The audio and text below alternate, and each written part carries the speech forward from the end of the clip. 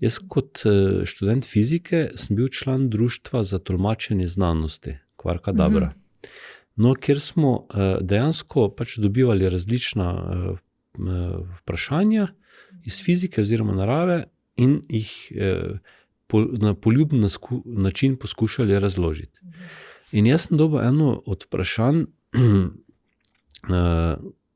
če bi dejansko srečal nekoga iz ne našega planeta, kako se sploh z njim pogovarjati.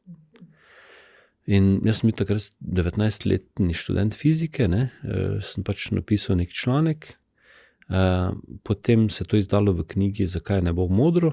Jaz sem seveda to vse takrat potem pospravil v neke arhive, ampak ko sem pa čez 20 let začel te arhive odpirati, pa sem to prebral, pa sem rekel, vse to, kar sem jaz takrat kot fizik v Nezemljanih pisal, danes po 20 letih kot psiholog delam isto z ljudmi.